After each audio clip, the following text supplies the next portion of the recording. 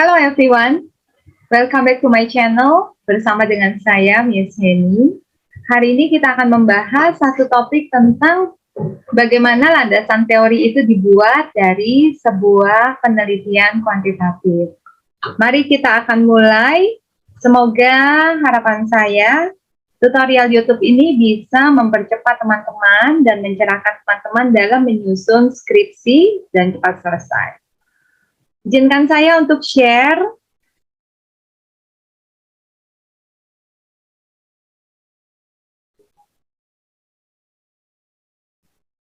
Baik, kita akan masuk ke dalam topik landasan teori. Ya, jadi di bab 2 itu, bab 2 bicara tentang tinjauan pustaka.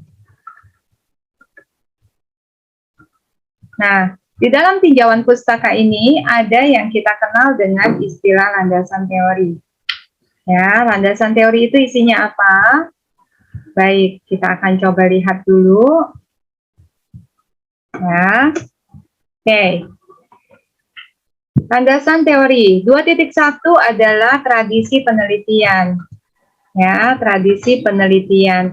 Nanti teman-teman silakan lihat, biasanya kalau tradisi penelitian untuk kualitatif, ya biasanya kita menggunakan tradisi sosio-psikologis atau tradisi sibernetika. Nanti silakan teman-teman cari seperti apa yang dimaksud dengan tradisi tersebut, nah dan kemudian ditambahkan ya penjelasannya. Kemudian sekarang kita akan masuk 2.2 mengenai landasan teori. Landasan teori. Landasan teori ini berupa yang pertama adalah 2.2.1 kita bicara tentang penelitian terdahulu. Selalu untuk kuantitatif harus ada penelitian terdahulu yang diambil dari jurnal. Ya, harus dari jurnal ya. Teman-teman, jadi tidak boleh ambil dari skripsi. Kalau misalnya teman-teman mau ambil dari skripsi, tidak bisa, karena skripsi itu tidak dipublikasikan, belum dipublikasikan. Setelah dipublikasikan, baru masuk dalam jurnal, teman-teman bisa ambil itu sebagai penelitian terdahulu. Jadi penelitian terdahulu itu, teman-teman silakan membukanya, terdiri dari biasanya dari 4 paragraf. Minimal 3 penelitian terdahulu, gitu ya. Penelitian terdahulu yang pertama adalah ini. Ya, saya akan share untuk penelitian terdahulunya.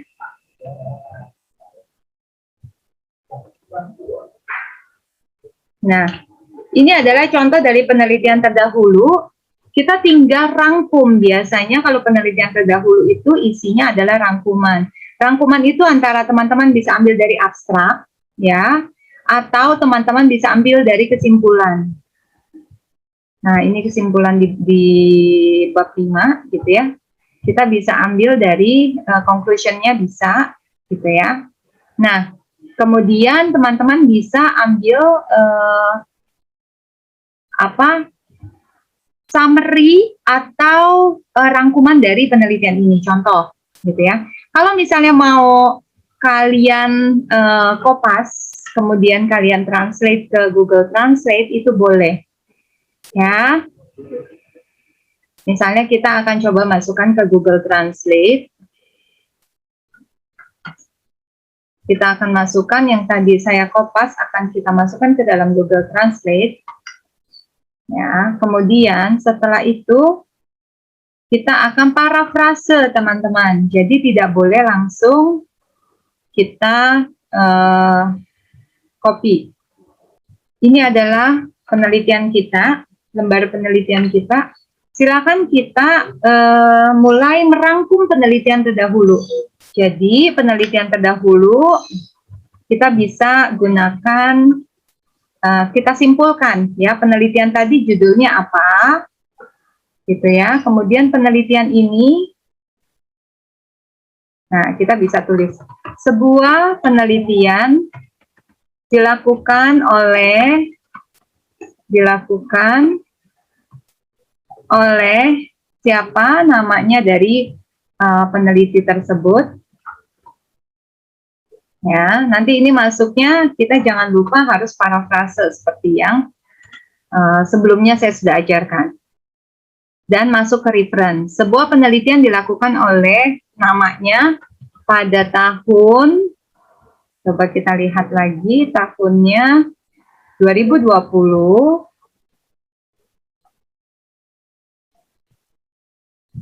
Ya, kita boleh juga kita coba ambil datanya di sini. Nah, pada tahun 2020 dengan judul gitu ya. Dengan judul. Nah, kita tinggal lihat saja judulnya. Dengan judul kita kopas ya. Nah, seperti ini. Terus kita rapikan. Nah, ya. Kita rapikan dengan judul ini. Ini adalah penelitian terdahulu kita. Ya. Nah, ini jangan lupa diitalikin nanti ya. Setelah ini harus diitalikin karena ini adalah bahasa Inggris. Oke, kita lihat menyatakan bahwa atau menyimpulkan bahwa gitu. Bahwa nah, untuk yang terbaik pengetahuan penulis penelitiannya adalah yang mengeksplorasi hubungan antara kualitas citra perusahaan, kepuasan pelanggan, dan niat berkunjung kembali dari mulut ke mulut dalam konteks. Oke, kita melihat, nah di sini mungkin kita bisa perbesar sehingga bisa lebih jelas gitu ya. Menunjukkan bahwa service quality on corporate image and customer satisfaction. Terdapat pengaruh service quality, kualitas layanan pada atau terhadap image perusahaan dan kepuasan konsumen gitu, kepuasan konsumen. Kemudian kepuasan konsumen on revisit intention and word of mouth. Pada kepuasan konsumen, image perusahaan terhadap citra perusahaan, kita pakai bahasa Indonesia aja, terhadap citra perusahaan dan kepuasan konsumen melalui terhadap, berarti ini kita lihat dulu variabelnya ya, model penelitiannya supaya kita nggak salah. Seperti apa model penelitiannya? Ini adalah model penelitian kita supaya mudah. Jadi kita bisa ngomong lagi. Nah, ini adalah model penelitian kita. Jadi kita akan mudah untuk menyusunnya. Gitu ya. Oke. Berarti terdapat pengaruh kualitas layanan terhadap revisit intention, terhadap niat berkunjung kembali, dan word of mouth atau getok tular, kita bisa pakai getok tular melalui citra perusahaan dan kepuasan konsumen sebagai variabel mediasi. Nah, dari sini kemudian kita tambahkan lagi, ini adalah kesimpulan gitu ya, terdapat pengaruh berkunjung kembali. Nah, kemudian kita tambahkan lagi nih di sini the mediation effect. Ada mediation effect, also examine. Penelitian ini menggunakan studi kuesioner method dan pengumpulan data dari 253 responden. Oke. Kita jelasin aja, penelitian ini mengumpulkan data dari 253 responden dengan menggunakan metode kuesioner, gitu ya. Terus apa lagi dia bilang? The partial PLS structure was used in this study. Nah, jadi metode yang digunakan atau alat analisis, teknik pengolahan data yang digunakan adalah PLS SEM. Gitu ya. Nah, hasilnya sudah menemukan nih bahwa terdapat pengaruh signifikan positif on corporate image. Jadi kita harus bilang lagi, terdapat pengaruh signifikan positif corporate image dan customer. Oke. Terdapat pengaruh positif dan signifikan kualitas layanan terhadap kualitas layanan terhadap corporate image and customer satisfaction, terhadap citra perusahaan dan kepuasan konsumen dan customer satisfaction. Tetapi corporate image doesn't have significant influence on revisit intention. Nah, kita harus ketik juga tuh. Oke, titik ya di sini.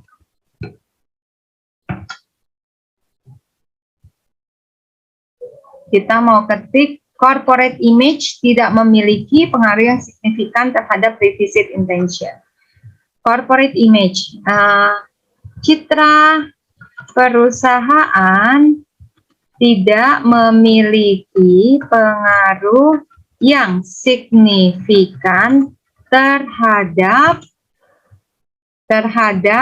revisit intention, terhadap niat untuk berkunjung kembali. Namun, gitu ya, ada namunnya nih. But has a significant positive on word of mouth. Namun memiliki pengaruh positif signifikan terhadap getok tular. Itu teman-teman ya. Jadi kurang lebih seperti itu. Kita akan jelaskan juga nih satu-satu. Kemudian diterusin lagi, customer satisfaction has positive terhadap ini, terhadap ini, terhadap ini. Nah, silakan teman-teman jelaskan kesimpulan dari jurnal yang pertama ini. Gitu ya. Nah, ini selesai. Ini adalah paragraf yang pertama. Jangan lupa harus dibikin nanti marginnya, jangan lupa layoutnya 4-3-3 gitu ya. 4-3-3 harusnya. Oke, ini harusnya 4-3-3. Topnya juga 3 harusnya. Ya, hanya kirinya saja yang 4. Nah, sudah, ini udah selesai. Kemudian jangan lupa kasih reference. Seperti yang kemarin saya sudah ajarkan, ya, add new source. Ini ambil dari jurnal, ya, autornya siapa? Tadi autornya sudah kita cari. Oh, kita ambil dari sini. Autornya itu adalah ini, Kim. Kita coba langsung copy aja, masukkan ke sini author. Kemudian title-nya kita masukkan, gitu ya. Begitu seterusnya teman-teman. Kita coba parafrase dari kesimpulan, ambil dari abstraknya aja, karena memang itu adalah kesimpulan dari sebuah jurnal. Abstrak itu adalah kesimpulan dari sebuah jurnal, gitu ya. Kayaknya kita pernah masukkan waktu itu, jurnal ini kita pernah masukkan di dalam penelitian kita sebelumnya. Ini adalah yang pertama, ya. Kemudian, nah ini kita masukkan lagi semuanya. Nama jurnalnya juga kita masukkan. Nama jurnalnya adalah ini.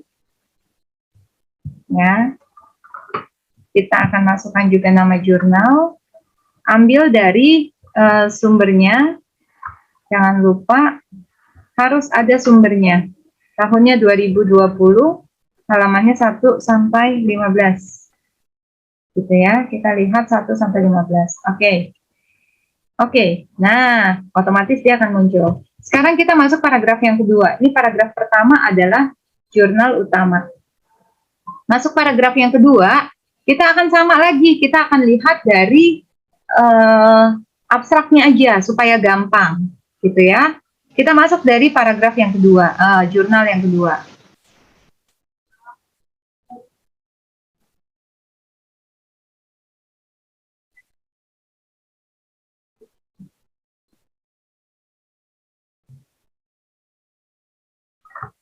Ini adalah jurnal yang kedua, teman-teman. Jadi ini tentang service quality and customer satisfaction on WOM, gitu ya. Jadi kita tinggal lihat dari sini nih. Boleh kita copy, tapi jangan lupa teman-teman harus parafrase, gitu ya. Harus diparafrase. Coba. Kita akan coba cari informasinya dulu. Kita copy dulu supaya gampang. Nah, ini kita copy dulu supaya gampang. Nanti kita tinggal parafrase, gitu ya.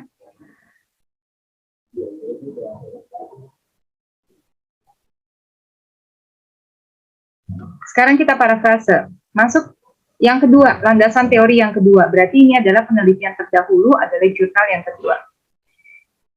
Hasil penelitian berikutnya dilakukan oleh,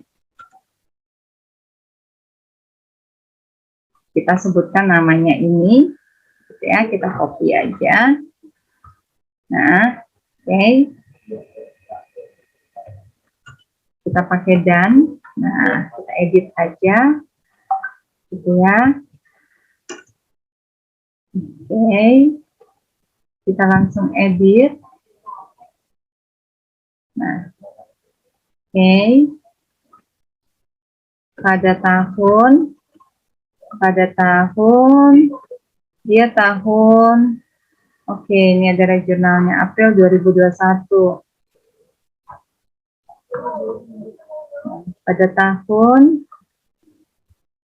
2021, gitu ya, dengan judul, nah, kita ikutin aja yang ada di sini. Gitu, sama seperti itu teman-teman ya. Jadi kita ceritain aja nih judulnya apa, ya, dengan judul seperti ini. Kemudian kita edit lagi dengan judul seperti ini, gitu ya. Menyimpulkan bahwa, nah, simpulannya apa nih? Oke, simpulannya adalah bahwa, nah,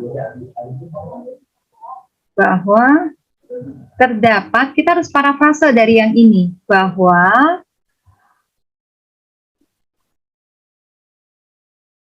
oke, hasil penelitian yang dilakukan dengan judul ini terhadap, gitu ya, biar kita lebih panjang, terhadap 303 responden, ya, terhadap 303 responden, menyimpulkan bahwa nih, kualitas layanan berpengaruh positif signifikan terhadap kepuasan pelanggan. Bahwa kita balik, kepuasan pelanggan dipengaruhi oleh kualitas layanan secara positif dan signifikan, gitu ya contohnya ya.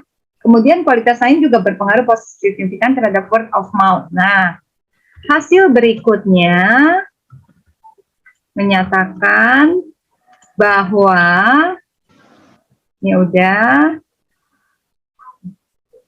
kualitas layanan. Nah, menyatakan bahwa word of mouth atau getok tular boleh diganti, gitu ya. Kalau teman-teman mau pakai diganti, word of mouth dipengaruhi, ya, dari kalimat pasif menjadi aktif, aktif menjadi pasif, gitu, dibalik-balik.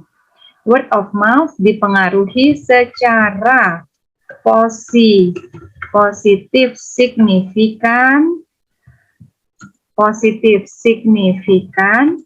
oleh kualitas layanan. Nah, gitu ya, kualitas layanan dan kepuasan pelanggan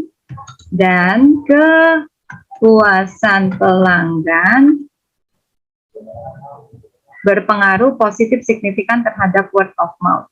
Kepuasan pelanggan juga memengaruhi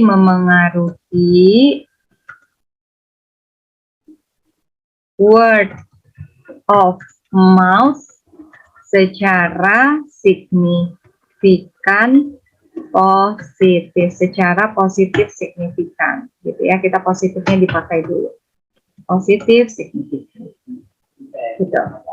Itu adalah jurnal yang kedua ya. Jangan lupa nanti insert lagi seperti ini, masukkan lagi untuk jurnal yang keduanya. Jangan lupa teman-teman dimasukkan lagi insert citation-nya gitu ya. Contoh, saya contohin lagi ya. Nanti untuk selanjutnya akan kita buat seperti itu seterusnya. Kita akan masukkan lagi untuk yang pertama ini ya. Kita lihat jurnalnya apa. Tahunnya 2021 gitu ya. Terus kita bisa lihat dari sini, kita kopas autornya. Nah, berikut adalah autornya. Oke, berikut juga kita akan kopas lagi untuk judulnya. Dari judul ini kita akan masukkan ke title dan pages-nya kita tinggal lihat ada halaman berapa ini, di halaman berapa. Ya, di sini ada pages-nya. Oke, kemudian halaman 1 sampai 13 gitu ya. Kalau misalnya tidak ada halamannya, bisa kita langsung masukkan halaman 1 sampai 13 gitu. Oke. Nah, dia akan muncul di sini. Ya, ini adalah keterangan yang kedua, gitu.